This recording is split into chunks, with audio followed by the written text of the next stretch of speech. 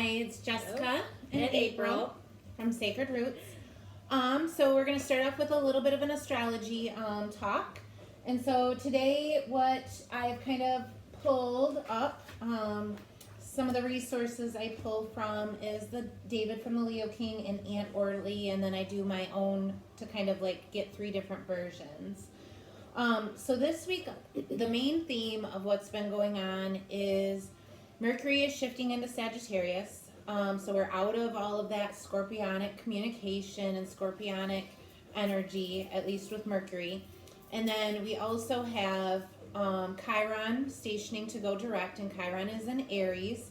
So it's like Chiron is our wounded healer. So it's the areas in our life where we have had struggle or strife or challenges in our life, and it has created some kind of energetic imprint within ourselves that allows us to get triggered when different things come up for us. So Mercury moving out of Scorpio, again, it's going into the deep depths of our soul to kind of pull up and reveal to us how to transform stuff within us to come into the light. Sagittarius is more about inspiration. It's all about philosophy. It's all about adventure and learning. So within your communication, you might see where you're feeling philosophical about things, and then other people are sharing their philosophies.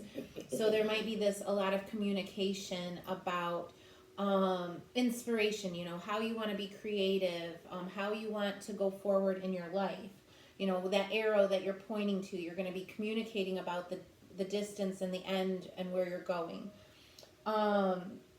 We also have so going back to Chiron, Chiron in Aries. Chiron was in Pisces for a really long time. Last year he moved into, so we were really going through like where we were deeply emotionally hurt. And then Chiron moving into Aries is now we're going to do something about these wounds. We're going to start going to therapy. We're going to start going to yoga. We're going to start running. Like these things, it's like the action that you're going to take to overcome the wounds, okay? Or starting off new. So that energy, we've all been kind of going within ourselves to like reflect on, maybe different areas that we've been hurt. The other thing that's happening this week is the full moon in Gemini. And we'll talk a little bit more about that in our reading. So if you want a little bit more information on that, you can follow us to the next video. But Gemini is this energy of duality, and the full moon is a time of releasing our shadow aspects within us. Areas, it's like things kind of come to a boiling point so that we can see them out in front of us, so that we can let them go, so that we can go forward without that energy imprint in our life anymore, and we can get ahead in life, do things, evolve through things.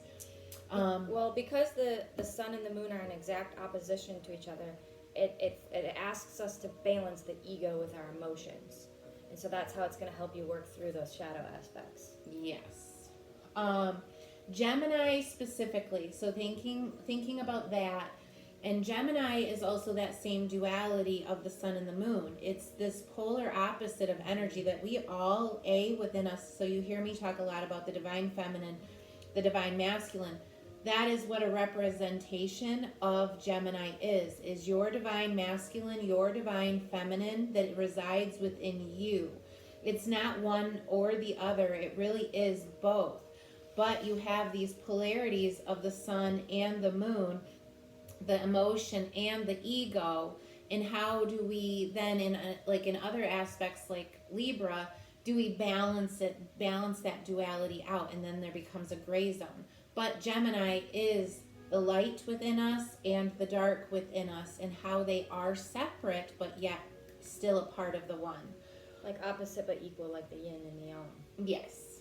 Yes. And it's like, how do I utilize this aspect of myself, and how do I utilize this aspect of myself? Or this is when I rise above a situation and I look at it from a higher perspective, or where do I react from my shadow aspect, and I like this is where like if money is tight and I'm holding everything, and then I become like it becomes negative because now I'm not being good at sharing. and it blocks you from receiving. So it's just, how your shadow self is going to kind of see. It's a mirror. I can talk about Gemini for a minute. Yes. Okay. So talking about the Gemini as an archetype for a minute, it's represented by the symbol of the twins or duality, as Jess talked about. Its ruling planet is Mercury. So Mercury in the solar system is the fastest planet and the closest to the sun. So you might find either when we're in Gemini energy or Gemini people, they talk very fast. They're very fast thinkers. And in mythology, the planet of Mercury is the only planet, the god of Mercury is the only god that can go between all the way to the heavens and all the way to the hell realms. And so, therefore, he's known as the communicator or the messenger that is able to go between these two polarities of heaven and hell to be able to communicate between those spaces. In a more positive way of thinking about it, it's like being able to talk, to our subconscious and then all the way up to our higher self. A little bit more light aspected of it. The house it rules is the house of communication. So a lot of communication going on this week. If you know Gemini people, they love to communicate. If we're in Gemini energy, it inspires a lot of communication.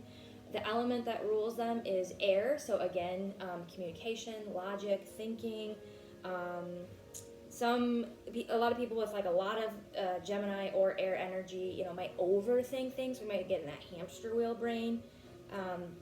So they are ruled by mutable energy. So it is more flexible, it's more yielding. So there's a lot of logical thought processes going on, definitely based in duality. A lot of things going on in the conscious mind. Intellectual stuff coming up. There could be a lot of curiosities. And there's always going to be, with Gemini, this experience of the duality, of the yin and the yang, both equally, as important as each other, the light or the dark. Well, when we were talking before we started this, of like that idea of having the devil on one shoulder and the angel on the other, it's like which path are you going to choose? Which way are you going to think about things? Am I going to think about the glass half full, or am I going to think about the glass half empty kind of idea? Mm-hmm. Yep, that's so that's the energy of the full moon that will be pulling all that up within our emotions. Yes. Okay, so just a little bit briefly to go over what's going on this week is what has been coming through to me a lot is, again, that what we just said is that should be the theme of your week as different obstacles and things come up. It's how are you going to go forward with that? So thinking about that as the general, as stuff starts coming up, it's like how are you going to build the steps to get through this? Like if you're getting ready to have a conversation with somebody, how are you going to prepare for that? What is your approach to this? Like when you come up, I just see like a car, coming into parallel park. How are you going to come into maneuvering that move? We start off this week with the moon in Taurus, so a lot about thinking about value, feeling grounded in what we're going to go forward with. Then we are going to move into Gemini, and then by the end of the week we're in Cancer. So we're flowing through this very grounded earth energy within our emotions. Then we might get into this very more mutable energy where our mind is going to start to I just keep seeing it kind of like go back and forth over things. And then we're going to come in and see, like, by the end of the week, you're like, how am I emotionally feeling about this? So that's how the moon is shifting. Again, the full moon is on Thursday at 12. It's on 12/12 at 12:12 a.m. So maybe look up the numerology of 12 or the angel number of 12 and see what that says to you. Today we start off with like getting your to-do list done, get stuff grounded in reality, how you're going to feel about how am I valued versus how other people's values, so maybe like going back and forth between it, and finding a way to nurture yourself. So there's some Chiron aspects today, or some aspects that might have you, like maybe I'm just going to stay home tonight and, relax. Tomorrow there's some releasing energy, some breakup energy, some separating aspects. So where there's like an opposition where it like has you see you versus someone else. But what these things are showing you is this is what, and they just drew my eye down to this card real quick, is what's not for you. So Tuesday might be a day where you're seeing this isn't the path I'm going to take, so I'm going to break away from that idea and go this way. Wednesday, again, that release energy. There could be some aha moments, some shocking news that comes in like out of nowhere. It's like, you know, when you're driving down the road and it's like you look in this mirror and that mirror and you see what's behind you, but it's like they tell you have to look over your shoulder to see in your blind spot. That is the energy of Wednesday. It's like you're going to look over your shoulder and something's going to be like, oh, I didn't see that car there, like, and you were getting ready to go into the other lane. So it's like, good thing I looked over my shoulder or else I would have clipped this car. So Wednesday, so there could be something that comes into you that you see that's going to be like, whoa, I didn't know that was there. Work on your dreams. So to like anything that you're trying to do, get struck, you know, maybe on Wednesday, take some time to plan and build a structure that's going to get you to your goal. There could be some Chiron stuff that happens on Wednesday where it's like these underlining wounds where this person that you meet or this situation comes up and you're like, whoa, I didn't know. Like, notice on Wednesday how you react to something. Like if April and I were sitting here and the thing that I gave her earlier is like, I'm sitting here, I'm relaxed. Obviously I feel safe, I'm comfortable. And what if April was to say this one thing and I'm like, whoa, you know, like instead of me coming at her, sit back with yourself and be like, why did my energy shift in that moment? Okay, this triggered in me. Why? Not you triggered me. Sit back and think, why did that trigger me? Okay. And then on Thursday, again, Tuesday, Wednesday, and Thursday, just so you know, are going to be kind of crunchy.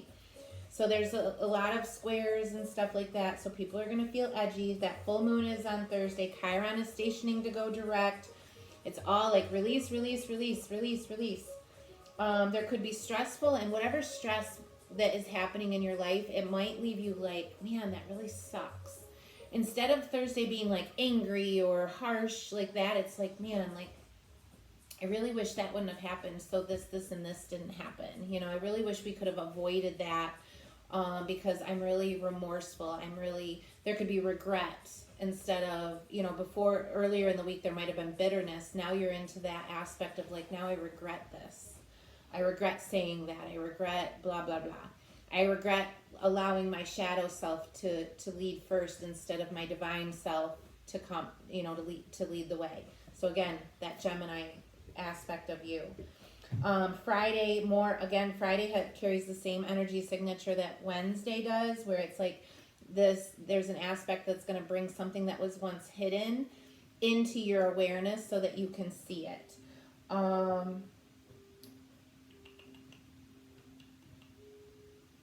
There could be a happy ending that shows up, so it's like you're somber about something, but I have this to look forward to. This weekend, in a nutshell, I'm going to combine them both. It's very productive. It's very faded.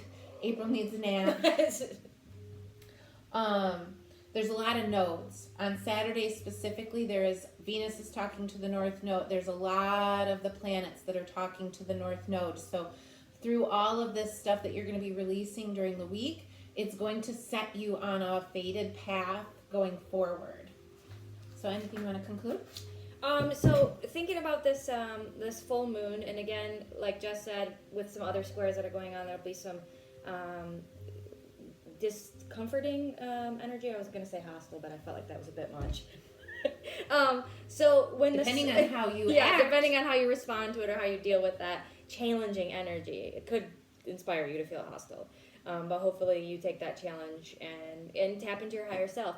But so when we're in the full moon, again, you know, the sun and the moon are exactly opposed to each other. So there is a pulling apart and a separation of your will and your emotions. So within your own self, you're feeling this tension, like a rubber band that's getting tense. And if it's going to snap back or what's going to happen with that. So there could be that kind of energy this week. And so we'll talk a little bit about, you know, what we recommend for this energy to help support this process of allowing your emotions to separate from your ego. And a lot of people talk about ego in a bad way, and ego is Gemini. It's dualistic. It can be bad or it can be good depending on how you use it. You need ego if you're going to climb to Mount Everest, the mountaintop.